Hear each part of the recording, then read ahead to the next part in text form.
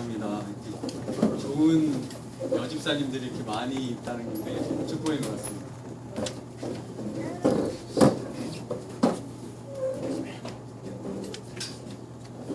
이 절 가사가 조금 맞았어요.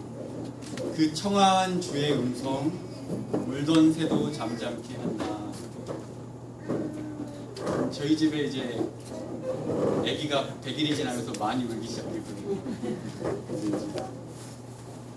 새들도 잠잠케 하는 하나님의 주님의 음성이다 하는데 우리 아기도 이제 편안하게 들으면, 그리고 저희들도 울던 그런 울음들이 그치게 하는 하나님의 편안한 음성이 또 저희의 가슴에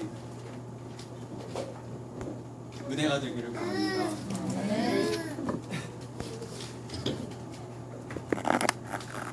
오늘 본문은 시편 37편입니다. 37편이고요. 1절부터 3절까지 기니까 제가 읽겠습니다. 악을 행하는 자들 때문에 불평하지 말며 불의를 행하는 자들을 시기하지 말지어다. 그들은 풀과 같이 속히 배임을 당할 것이며 푸른 채소같이 쇠잔할 것이미로다. 여호와를 의뢰하고 선을 행하라. 땅에 머무는 동안 그의 성실을 먹을거리로 삼을지어다.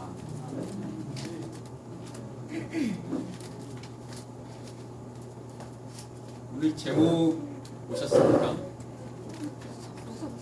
속속속.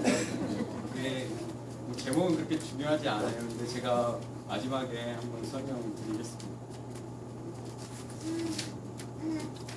시편 37편은 이렇게 시작합니다. 악인 때문에 불평하지 말고 불의를 행하는 자를 시기하지 말라. 7절과 8절을 보시면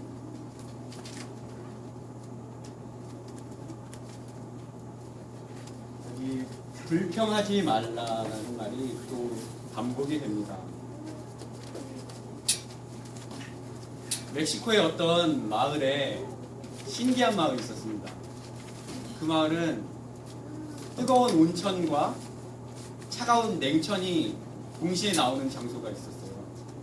그래서 그곳에 있는 이제 여자분들은 빨래를 하는데 이제 따뜻한 온천물에다가 이제 충분히 불리고 삶은 다음에 이제 찬물로 잘 헹궈서 이제 빨래를 해서 가는 겁니다. 그 모습을 본 이제 관광객이 그 가이드한테 얘기했어. 아, 이 마을 사람들이 정말 축복받은 사람들이라고. 하나님께 정말 많은 감사를 드리겠다 이렇게 하니까 그 가이드 하시는 분은 이제 천만에요 라고 대답을 하는 거예요. 그 사람들은 오히려 불평이 더 많다. 뜨거운 온천도 나오고 차가운 냉천도 나오는데 왜 빨래비는 나오지 않냐, 그렇게 불평을 하는 거죠. 불평은 우리가 누리는 축복도 알아보지 못하게 만들고 우리를 불행하게 만드는 것입니다. 사전은 불평에 대해서 뭐라고 하고 있을까요? 이렇게 말합니다. 마음에 들거나 차지 않아 못마땅하게 여기는 것. 특별히 불평, 1절에서 불평이라는 말은 감정적으로 이렇게 노동하는 것입니다. 감정적으로 달궈지고 열받는 걸 얘기해요. 그래서 화를 내는. 마음속에 있던 생각과 불평들이 그 마음에서 나와서 이제 어디로 나오죠? 입으로, 입이 문제죠. 입으로 나와서 우리를 불행하게 만듭니다. 동물의 세계에서도 독수리에게 쉽게 먹잇감이 되는 게 있는데 두두두두 하면서 시끄럽게 구는 두루미가, 그렇게 시끄럽게 구는 두루미가 제일 먹잇감이 쉽게 된다고 합니다. 불평은 사단이 우리에게 오는 길을 열어주고 우리를 그의 사냥감으로 만드는 것입니다.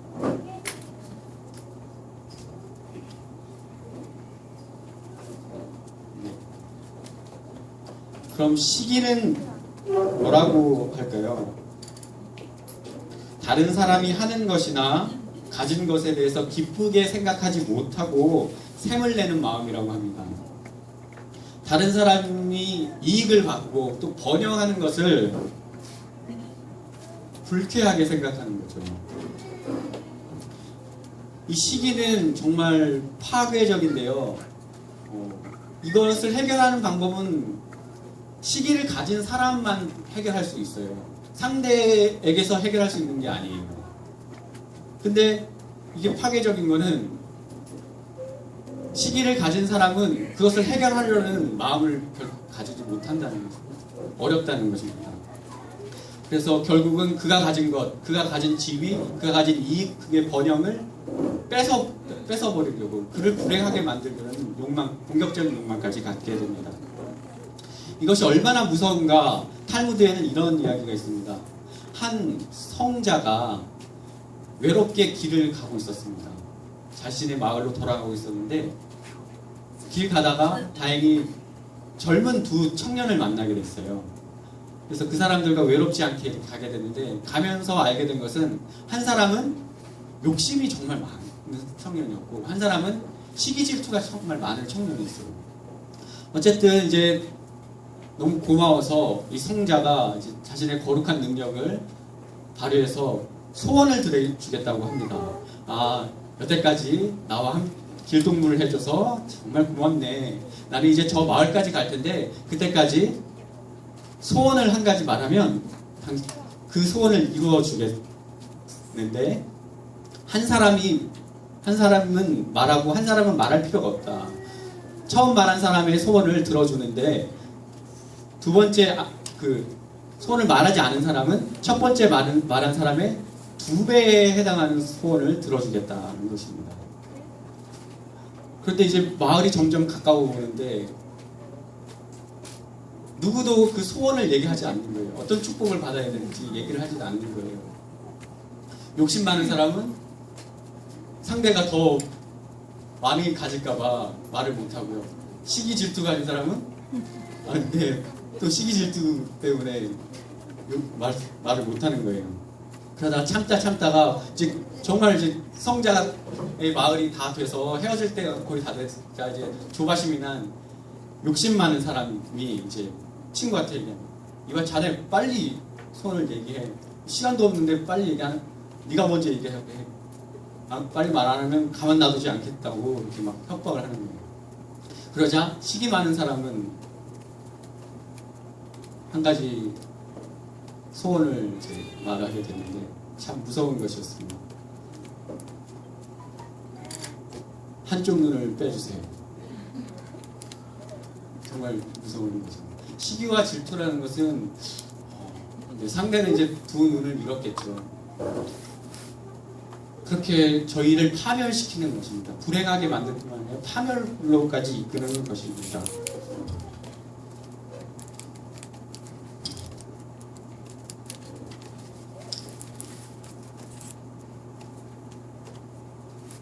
불평과 시기는 저희들의 감정과 마음을 흔들어 놓는 것입니다. 여러분의 마음은 언제 흔들리십니까? 언제 시험에 들게 되십니까? 저는 요즘 조금 마음이 흔들렸습니다. 요즘 이제 우리나라의 어지러운 상황을 보면서 이런 때가 정말 저희들의 마음을 가만 놔두지 않는 시대인 것 같습니다.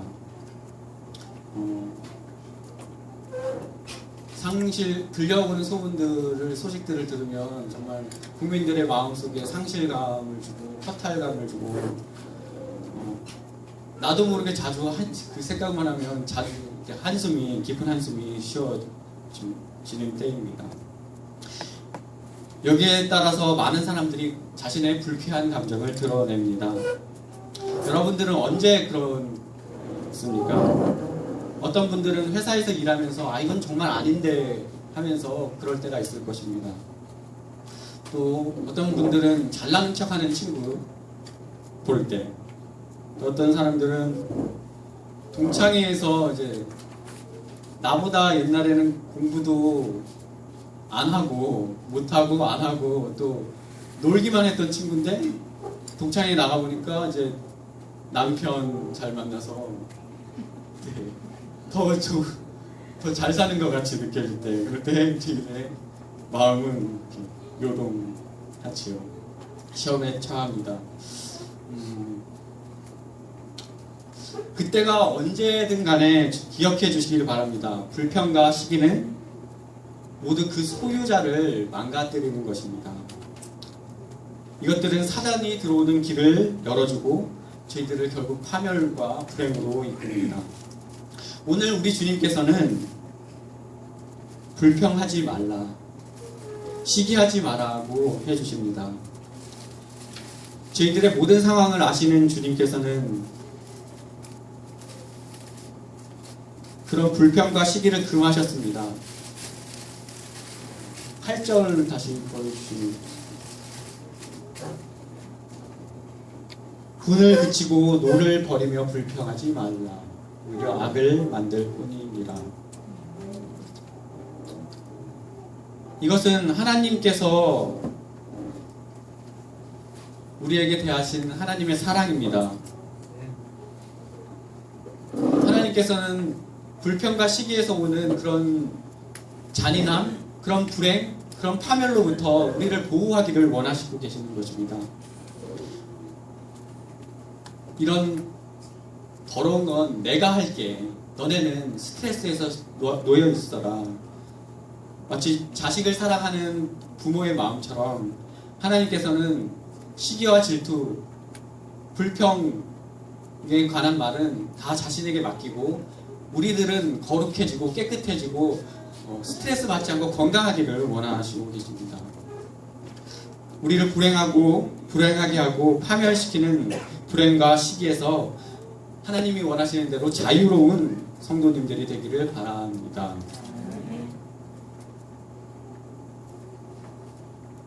참 죄송한데요, 저는 이번 그런 국정농단 사건을 보면서 개인적으로 이제 화를 많이 냈습니다. 네. 아니 어떻게 이럴 수가 있냐. 저도 나쁜 사람인데 저건 너무한다라는 생각했고 낙심이 많이 됐습니다. 그런데 아무리 많은 사람들이 그것을 비판하고 또 해결책을 놓아도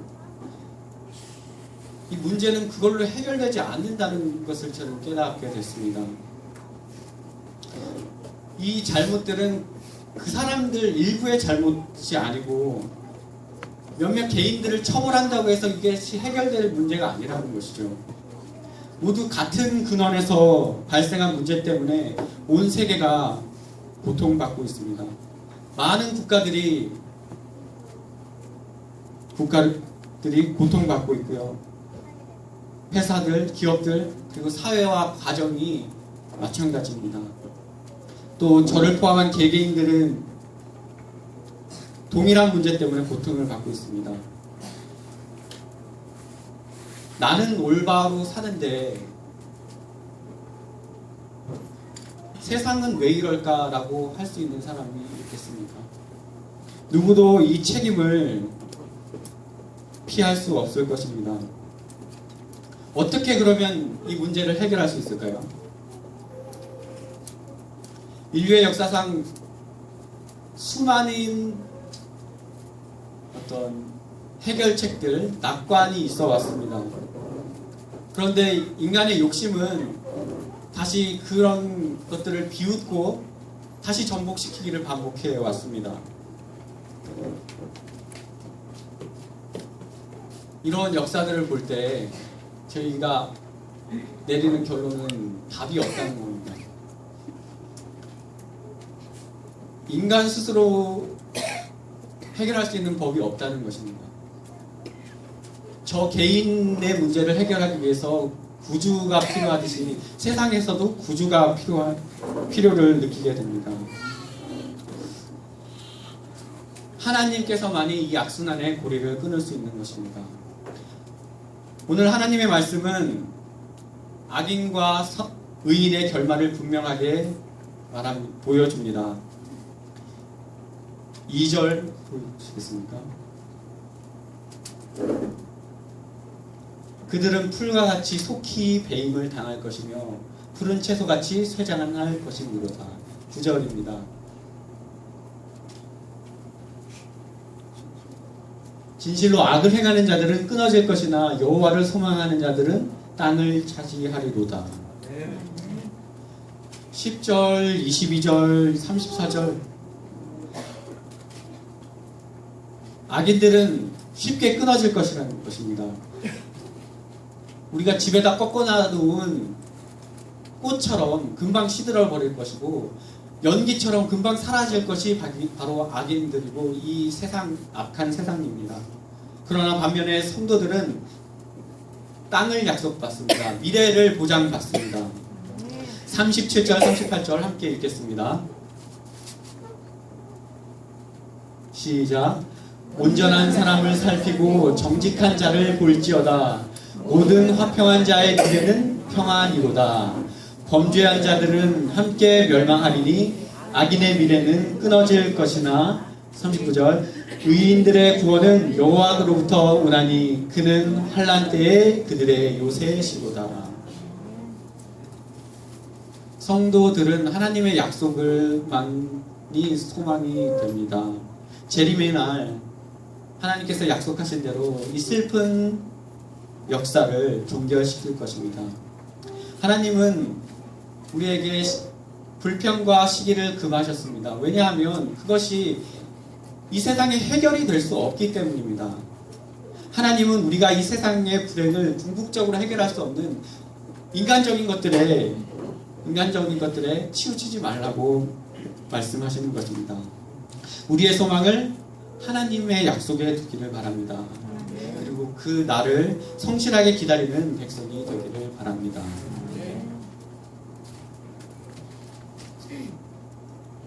그러면 이 힘든 세상에서 우리 성도들은 하나님께서 일하시기만을 기다려야 합니까? 재림만을 기다리고 손 놓고 있어야 한다는 말입니까? 아니죠. 힘든 걸 힘들다 말 못하면 야 스트레스 받았어 하면 쓰러져 죽을 거다 하시는 분 있으십니까? 더러운 걸 더럽다고 말 못해서 내가 암 걸려서 죽겠다 먼저 이렇게 말씀하시는 분이 있습니까? 오늘 시편 37편은 뭐라고 하는지 보겠습니다. 3절입니다.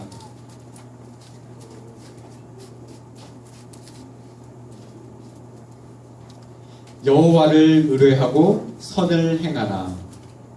네. 하나님의 말씀은 비관적인 세상에서 낙관적인 성도의 삶을 제시하고 있습니다. 여호와를 의뢰하라. 이건 믿음의 삶입니다. 선을 행하라. 선행을 하는 삶입니다. 성도의 삶입니다. 하나님을 의뢰하는 삶을 살라는 것은 세상을 지켜보는 분이 계시고 결국 악인들은 심판하고 의인들, 성도들에게는 상을 주시는 분이 계시다는 믿음의 삶입니다. 선을 행하는 삶을 살라. 풀어 말하면 하나님의 사랑의 뜻, 하나님의 정의를 이 세상에 펼면서 살라는 것입니다. 이것은 낙관적 성도의 삶이라고 여러분 할 수 있겠습니다. 왜 그렇게 하셨을까요? 이것은 첫 번째로 우리 성도들을 보전하고 향상시키는 것이기 때문입니다. 불평하고 시기하지 말라는 이유가 무엇이었다고 얘기했습니까? 첫 번째 그 이유는 그것이 우리를 불행하게 하고 파괴하는 것이기 때문이었습니다. 반면에 믿음과 선행의 삶을 하나님께서 명령하신 이유가 있습니다. 그것은 우리를 행복하게 하고 행복으로 이끌고 우리를 향상시키고 거룩하게 하는 것이기 때문입니다. 믿음과 선행의 삶은 우리의 신분을 바꾸는 특권을 선물합니다. 제가 이제 복지센터에서 일하다가 어쩌다 사람을 만나게 되면 저를 정말 좋은 사람으로 봅니다. 정말 좋은 일을 하는 사람, 정말 좋은 사람으로 보는 것이죠. 선교의 삶도 이런 것입니다. 또 제가 필리핀에서 선교사로 있을 때 힘들게 또 이제 낙심하고 있을 때 한 번은 지프니라는 것을 타고 이제 또 선교하러 갔습니다. 지프니라는 차는 이제 대중교통으로 유명하는데요. 봉고차랑 트럭이랑 중간 정도라고 생각하시면 됩니다. 그러니까 버스는 아니고요. 그런 차인데 그 차를 타고 이제 가는데 외국인이니까 물어보죠. 제가 선교사로 왔다 하니까 그 이제 기사가 우리나라 사람들을 도와주고 이렇게 온 좋은 사람이기 때문에 돈을 받을 수 없다고 해서 이렇게 차비를 또 한번 안 낸 적이 있습니다. 그게 제게 얼마나 힘들 때 격려가 됐는지 모릅니다. 낙관적 성도의 삶, 바로 믿음의 삶, 그리고 그런 선행을 하는 삶은 성도의 삶의 품격을 그렇게 높여주는 삶이 기적을 가져오는 삶인 것입니다. 이것은 낙관적 성도의 삶은 단순히 시기라든지 불평을 버리는 것, 그것을 제해버리는 것이 아닙니다.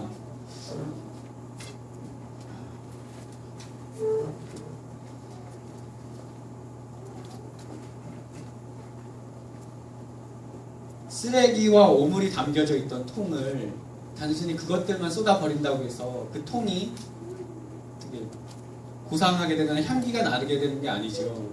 거기를 향기 나는 것 아니면 고상한 것으로 채워야 되는 것입니다. 한 번은 성경에서 이런 이야기가 있습니다. 귀신 들린 사람을 귀신을 쫓아들였어요.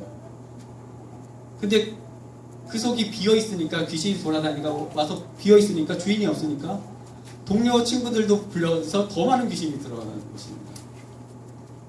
우리의 마음도 우리의 삶도 이와 마찬가지입니다. 악한 영향력을 끼치는 것들을 제거하고 그것을 금하는 것으로 끝나지 않습니다. 그것만으로 우리가 행복하거나 거룩한 성도가 될 수 없는 것입니다. 우리의 마음을 믿음으로 채워야 하고 우리의 삶을 선행으로 채워야 합니다. 하나님께서 원하시는 그런 거룩과 행복의 주인공이 되기를 바랍니다. 둘째로 믿음과 선행의 성도의 삶은 이 세상에 소망을 줍니다. 불평과 시기를 금했던 두 번째 이유는 이 세상의 문제를 해결할 능력이 없기 때문이었습니다. 하나님께서는 그 대신에 믿음과 선행의 삶을 명령하시는데 이것은 세상에 소망을 주고 생명을 주는 것이기 때문입니다.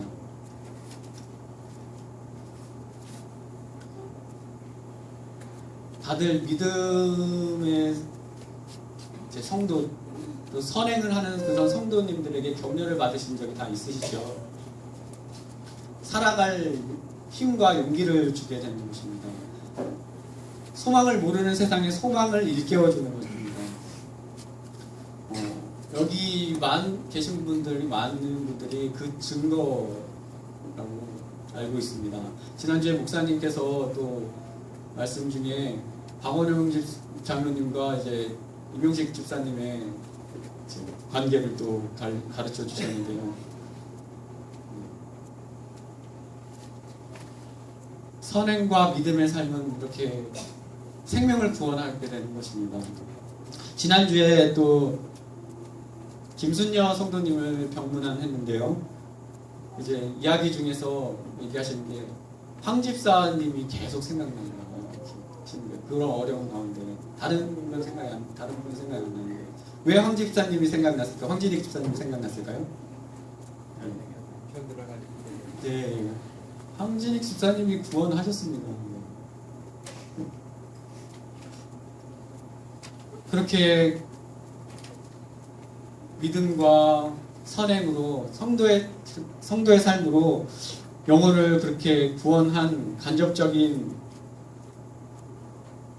기회를 제가 이렇게 겪게 돼서 지난주 행복했습니다. 이런 세상에 해결도 안 되고 힘도 안 되는 시기와 불평 대신에 하나님께서 말씀하시는 진짜 능력이 되고 힘을 주고 해결이 되는 구원을 주는 생명을 주는 성도의 삶을 사시게 되기를 바랍니다.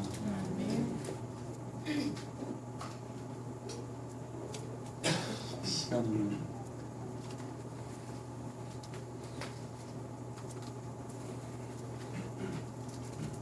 그럼 어떻게 이게 가능할까요? 너무 어렵다고 생각하는 분이 계십니까? 힌트는 3절 아까 읽었던 뒷부분에 있습니다. 여호와를 위하고 선을 행하라. 그 뒤편 부분인데요. 땅에 머무는 동안 그의 성실을 먹을거리로 삼으라. 음식으로 삼으라는 거죠. 뭘 음식으로 삼으라고 했죠? 네, 여호와 하나님의 성실을. 우리가 힘을 내려면, 생물이 힘을 내려면 먹어야 되는 것처럼 먹어야지 힘이 나잖아요. 영적인 삶은 뭘로 되냐면 바라봄으로 됩니다. 뭘로 된다고요? 바라봄으로 됩니다. 성도가 영적인 삶을 사는 것은 하나님을 바라보고 예수님을 바라봄으로 우리가 그 힘을 얻을 수 있습니다. 성도의 삶에서 바라봄은 그럼 다른 말로 무엇일까요? 믿음으로 사는 것입니다. 예수님께서는 저희보다 더 어려운 시대를 사셨죠. 무학자이셔서 사용할 학력도 없으셨어요. 지금 그렇게 문제되는 학력. 그리고 지연도 하도 이렇게 안 좋기로 소문난 곳에서 출신이셨기 때문에. 그런데 그분은 하셨어요. 성도의 삶을 성공적으로 사셨고 세상에 생명을 완벽하게 가져다 주셨습니다. 그것이 무엇으로 됐다고 말씀드리는 겁니까? 네, 바라봄으로 되는 것입니다. 네. 예수님은 신이면서도 인간이셨기 때문에 인간이셨죠. 그래서 언제든지 신성을 사용하실 수 있었습니다. 그런데 신성을 사용하셨습니까? 본인의 능력으로? 네, 본인은 자의로 자신의 능력, 자신이 가진 신성을 사용하지 않으셨습니다. 그러면 만약 그렇다면 예수님께서 우리의 모본이 되실 수 없었어요. 그분의 사업은 실패할 수밖에 없었습니다. 그분은 저희가 사용할 수 있는 똑같은 방법대로 똑같은 능력을 사용하셨어요. 그것이 바로 믿음입니다. 그것이 바로 바라봄입니다.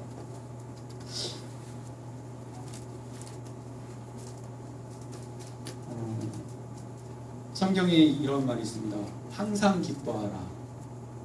내가 기쁘지 않은데 기뻐할 수 있습니까?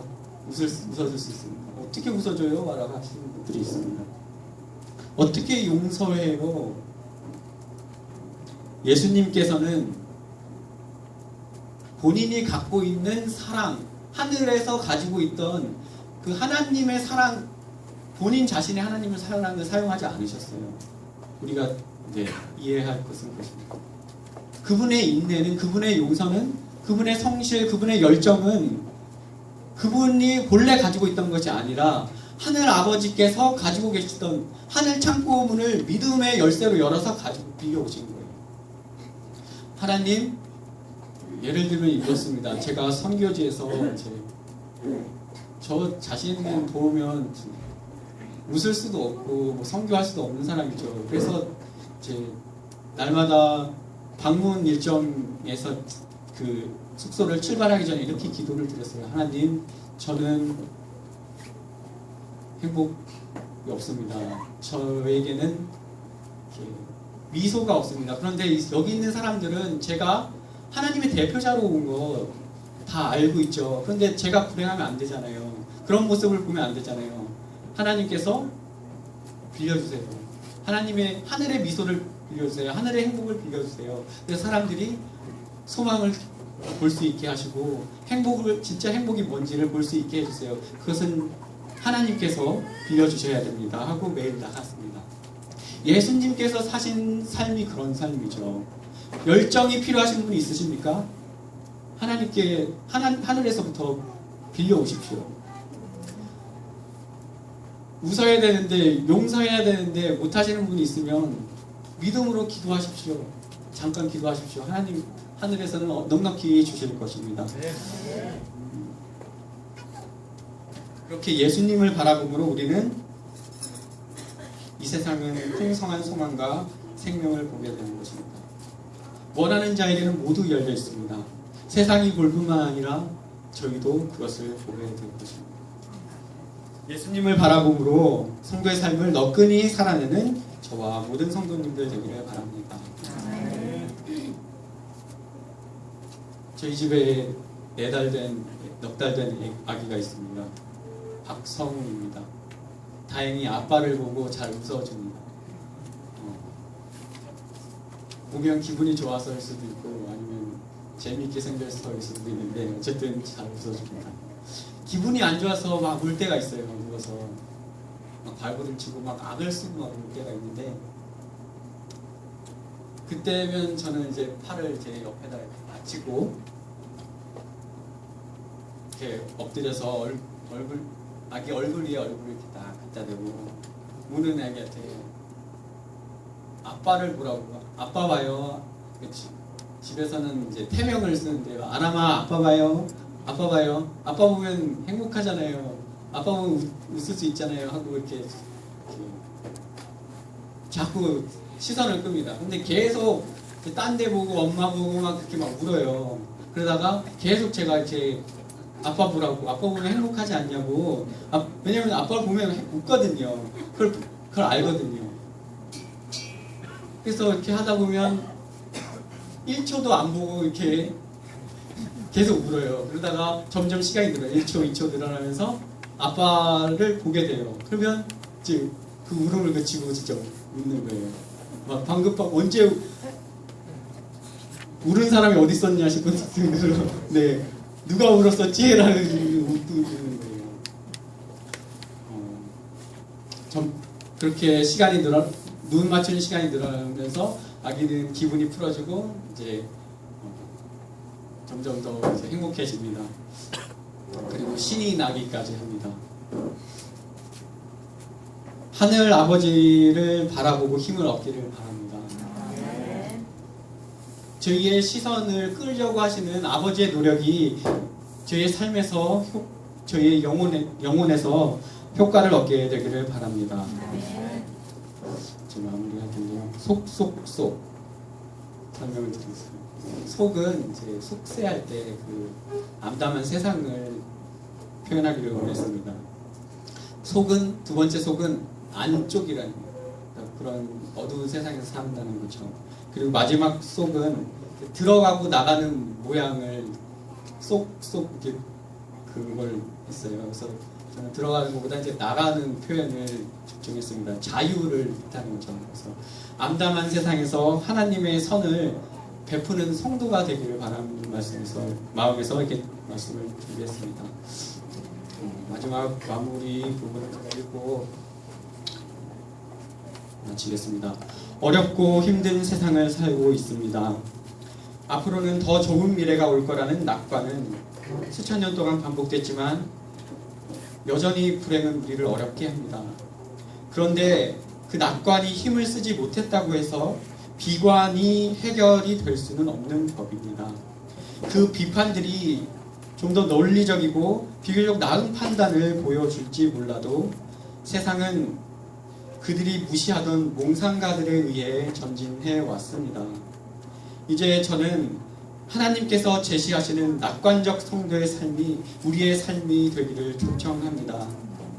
우울하지 않은 당신이 되기를 바랍니다.